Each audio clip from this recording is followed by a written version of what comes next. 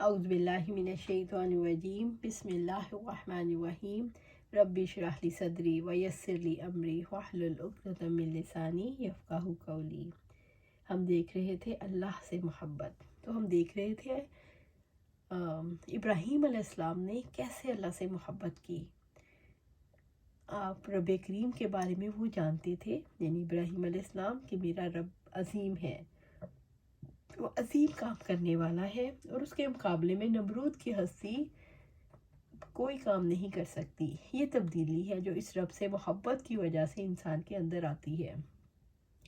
محبت کرنے والے اور اس عظیم ہستی سے محبت کرنے والے کبھی کسی سے امپریس نہیں ہوتے، نہ کسی کے مال سے، نہ کسی کے اقتدار سے، نہ کسی کے حسن و جمال سے، کیونکہ وہ عظیم ذات سے امپریسڈ ہوتے ہیں۔ وہ اسی کی قدرت کو دیکھتے ہیں، اسی کی طرف کان لگاتے ہیں، اسی کی باتیں کرنا چاہتے ہیں، اسی کی باتیں سننا چاہتے ہیں، اور اسی کا تذکرہ کرتے ہیں۔ ابراہیم علیہ السلام نے یہ دلیل دی تو وہ حیران اور ششدر رہ گیا، وہ جس نے کفر کیا تھا۔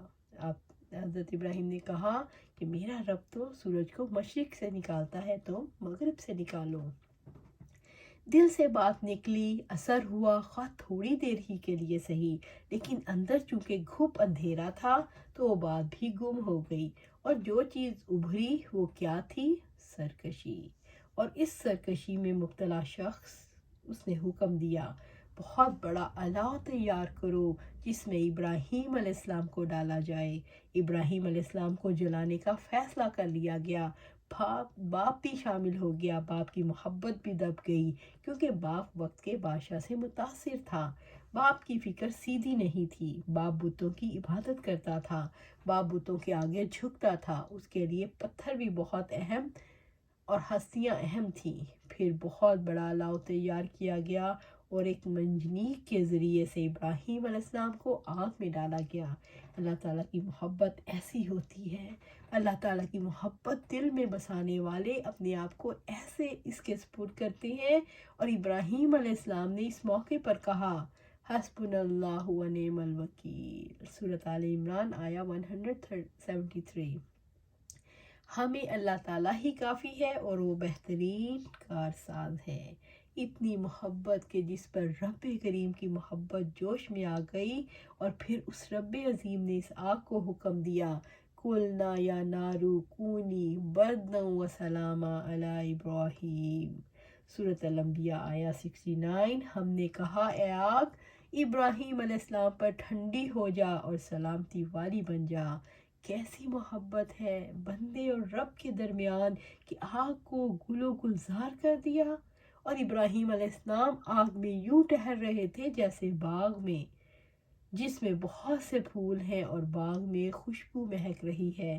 سکون کے ساتھ چلتے پھرتے دیکھ کر وہ نفرت کتنے عروج پر پہنچ گئی ہوگی، لیکن آگ ان کے لیے رکاوٹ نہ بنی، وہ آگ میں کود نہیں سکتے تھے۔ اللہ تعالیٰ سے محبت کرنے والے اس محبت کی وجہ سے اتنے عظیم ہو جاتے ہیں کہ ان کی زندگی کیسے کاموں میں گزرتی ہے۔ آپ اپنی زندگی کو کی قدر و قیمت والا بنانا چاہتے ہیں تو اپنے رب سے محبت کر لیں۔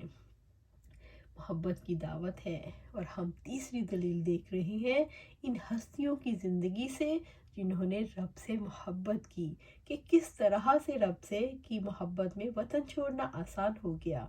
انی ذاہب الی ربی سیہدین، سورۃ الصافات آیا 99۔ یقیناً میں اپنے رب کی طرف جانے والا ہوں، وہ ضرور میری رہنمائی فرمائے گا۔ اس سے کیا فرق پڑتا ہے کہ وہ کون سی زمین ہے؟ ہر زمین پر میرا رب تو موجود ہے، اور ہمارے سلیبس میں پڑھایا جاتا ہے، جہاں کہیں بھی تم جاؤ تم ساتھ تمہارے جائے جان۔ کہنے والا بھی نہیں جانتا کہ کیسے شرک سکھا دیا۔ اور ابراہیم علیہ السلام کہتے ہیں، والذی ہوا یطعمنی ویسقین واذا مرضت فہو یشفین، وہی مجھے کھلاتا ہے، وہی مجھے پلاتا ہے، اور جب میں بیمار ہو جاتا ہوں تو وہی مجھے شفا دیتا ہے۔ کتنا شفاف دکھتا تھا ابراہیم علیہ السلام کو، کیسا پیارا تعلق ہے، اتنا گہرا تعلق کہ 30 بڑی آزمائشوں سے گزرے ہوئے، اور جب آزمائشوں میں پورے اترے تو رب العزت نے کہا، وَإِبْرَاهِيمَ الَّذِي وَفَّى، سورۃ النجم آیا 37، ابراہیم تو وہ ہے جس نے وفا کا حق ادا کر دیا۔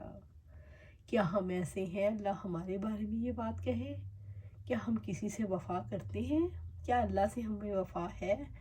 سبحان اللہ، کتنی بڑی گواہی ہے۔ اللہ نے گواہی دی ابراہیم تو وہ ہے جس نے وفا کا حق ادا کر دیا۔ محبت میں ہر کوئی چاہتا ہے اس کے ساتھ وفا کی جائے۔ اللہ پاک کی طرف سے تو ہر انسان کے لیے وفا ہوتی ہے، بندہ وفا کا حق ادا نہیں کر پاتا۔ ابراہیم علیہ السلام کی گواہی رب العزت نے دی ہے۔ یہ وہ ہستی ہے جس نے وفا کا حق ادا کر دیا۔ رب العزت نے فرمایا ان ابراہیم کان امہ، سورۃ النحل آیا 120، یقیناً ابراہیم ایک امت تھے۔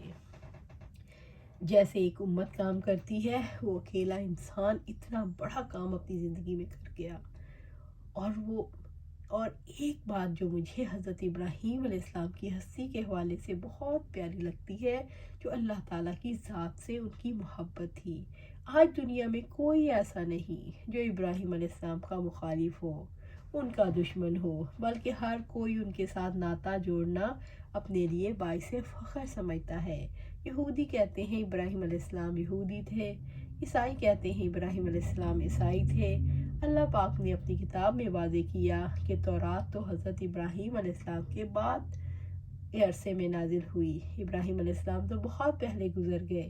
نہ وہ یہودی تھے اور نہ ہی عیسائی، نہ وہ مشرک تھے، وہ تو یکسو تھے، ایک اللہ رب العزت پر ایمان لانے والے تھے۔ کوئی نبی ایسا نہیں جس کی اتنی سخت آزمائش کی گئی ہو۔ اس دھرتی پر کوئی محبت کرنے والا ایسا نہیں جس پر ایسی آزمائش آئی ہو کہ رب العزت نے ان کو خواب میں حکم دیا کہ بیٹے کی گردن پر چھری چلا دو۔ ہر محبت میں ابراہیم علیہ السلام کی آزمائش تھی۔ وہ بیوی جسے بڑھاپے کی اولاد پیدا ہوئی، رب العزت نے کہا کہ اسے صحرا میں چھوڑ آؤ، اور ابراہیم علیہ السلام دودھ پیتے بچے کے ساتھ بیوی کو صحرا میں چھوڑ کر واپس آ گئے۔ محبت میں آزمایا تو جاتا ہے، اور ابراہیم علیہ السلام ہر آزمائش میں پورے اترے۔ پھر جب یہ کہا کہ بیٹے کی گردن پر چھری چلا دو، تو ابراہیم علیہ السلام نے اپنے بیٹے سے ذکر کیا، اور بیٹا ابراہیم علیہ السلام کا اور حاجرہ علیہ السلام کا۔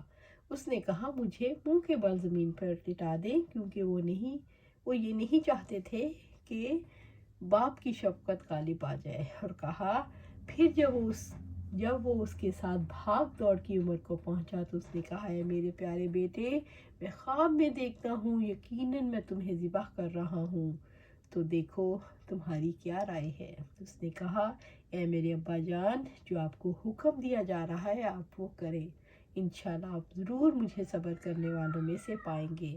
سورۃ الصافات آیا 102، کہ میں نے یہ جان لیا کہ کس نے حکم دیا ہے، لہٰذا اس کے حکم کو ضرور پورا کریں۔ باپ کی جو محبت تھی، بیٹے نے بھی وہی محبت سیکھی تھی، اس رب سے محبت کی تھی، اور پھر تاریخ میں وہ اہم واقعہ اس نیلے آسمان تلے پیش آیا جس کی یادگار ہر سال منائی جاتی ہے۔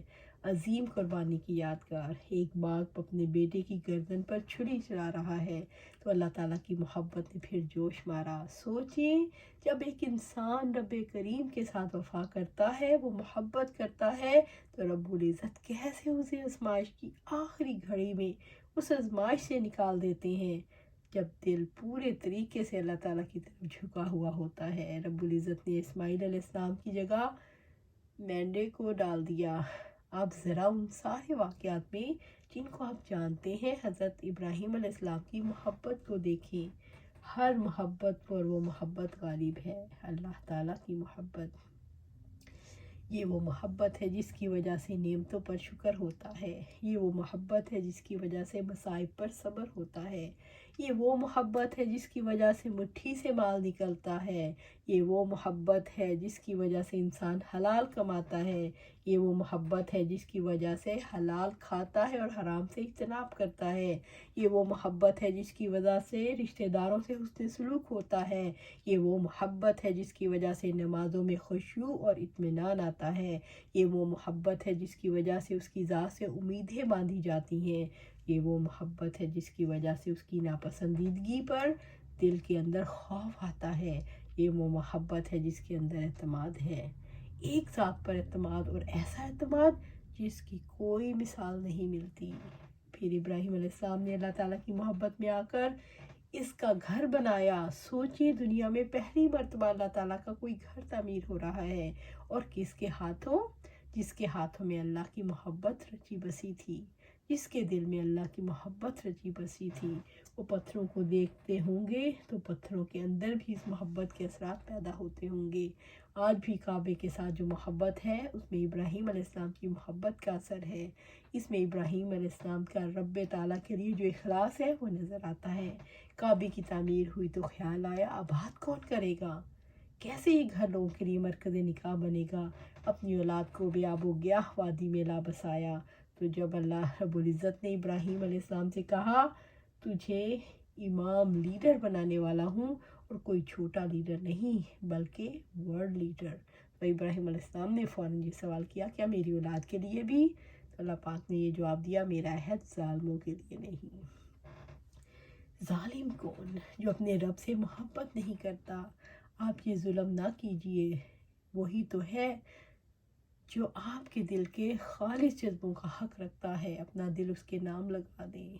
وہ یہ کہتا ہے اپنا آپ میرے ہاتھ پیش ڈالو، اگر تم اپنے آپ کو مجھے دے دو گے میں تمہیں ایسی جگہ پہ بساؤں گا جہاں تمہیں کبھی موت نہیں آئے گی، میں تمہیں ایسے باغوں میں بساؤں گا جہاں تمہیں کبھی غم نہیں ہوگا، جہاں جو چاہو گے تمہیں ملے گا۔ اللہ سبحانہ تعالیٰ سے دعا ہے کہ ہمیں بھی ایسی ہی محبت ہو جائے جیسے ابراہیم علیہ السلام کو آپ سے تھی۔ اللہ سبحانہ تعالیٰ ہمیں اس قابل بنائے، اور یہ اس وقت ہوگا جب ہم اپنی زندگی قرآن و سنت کے مطابق گزاریں گے۔ اللہ سبحانہ تعالیٰ ہمیں قرآن و سنت پر عمل کرنے کی توفیق دے اور اس پر استقامت دے۔ آمین یا رب العالمین۔